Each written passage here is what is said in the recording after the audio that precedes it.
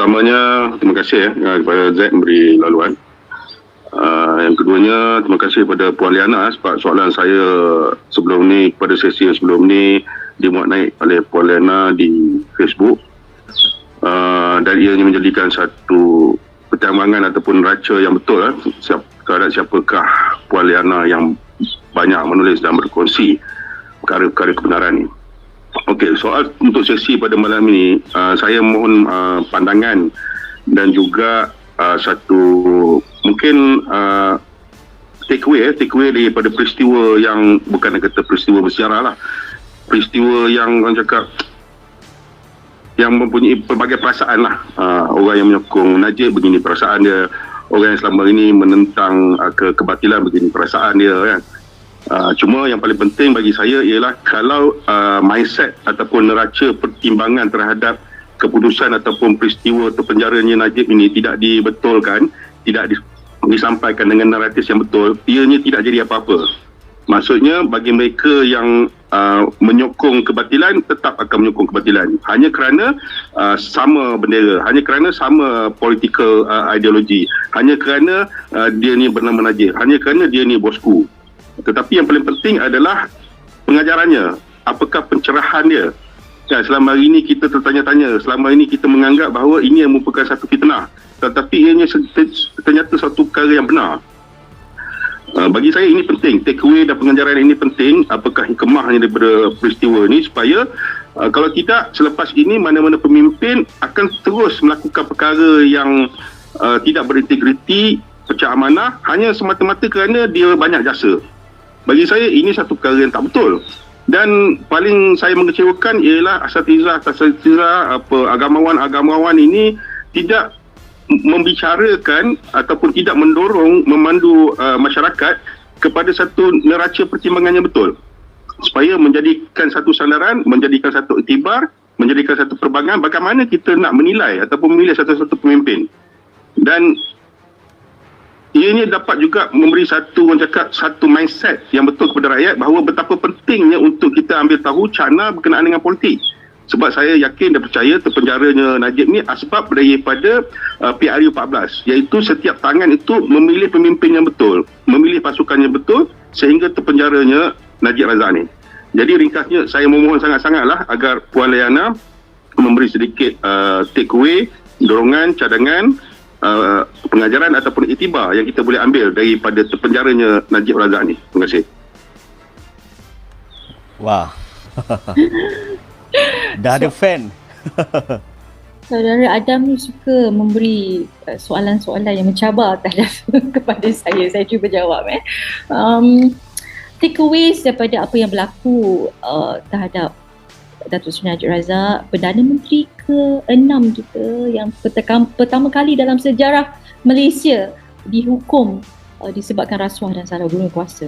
Ini merupakan satu significant case yang sangat signifikan yang saya rasa akan tercatat dalam sejarah Malaysia yang anak cucu cicit kita akan baca nanti. Satunya take away yang saya boleh katakan, saya selalu promotekan kita tidak boleh taksub pemimpin dan kita tidak boleh totok parti. Sebabnya bila kita taksub dan kita totok, kita tidak boleh menilai satu perkara itu dengan sebaik-baiknya. Kita akan bias, kita akan berat sebelah, kita akan tutup mata kita terhadap kebenaran semata-mata kerana ketaksuban kita itu kepada pemimpin.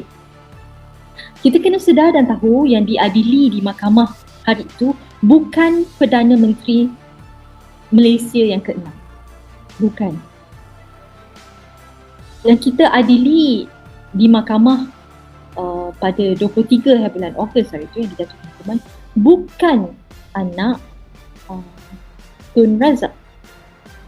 Yang diadili di Mahkamah Persekutuan pada 23 Ogos 2022 baru-baru ini adalah seorang pesalah yang telah dijatuhkan hukuman oleh 2 mahkamah sebelum itu, 4 hakim kesemuanya yang bersetuju yang cukup bukti yang beliau bersalah.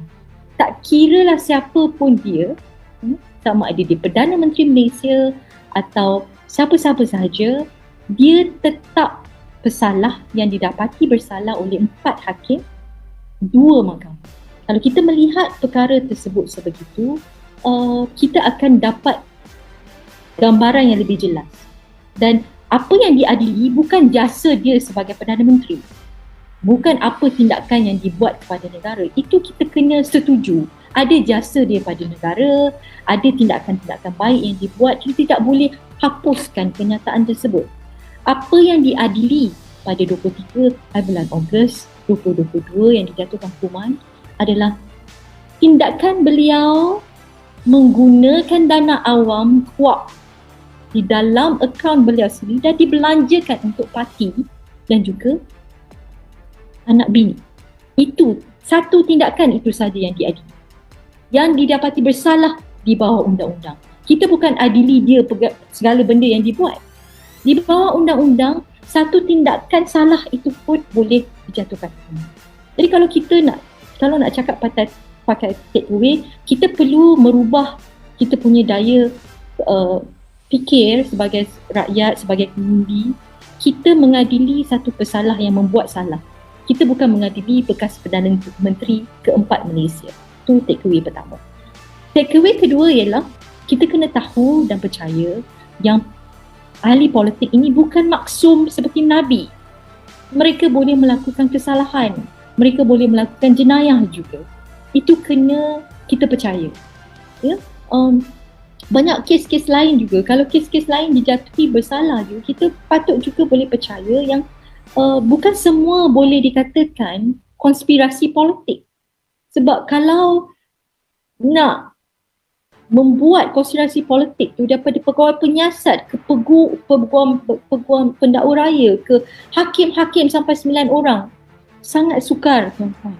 Saya boleh katakan sangat sukar.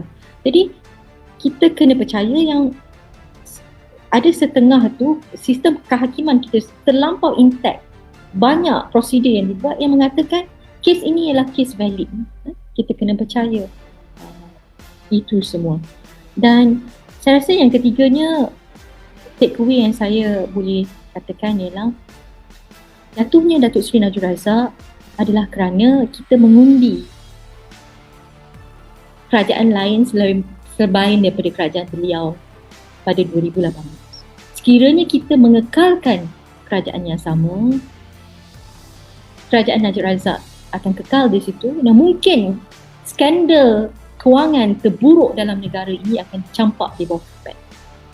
Jadi apa take away yang paling terakhir saya nak cakap, sebagaimana yang saya cakapkan sebanyak kali, the power of people is greater than the people in power.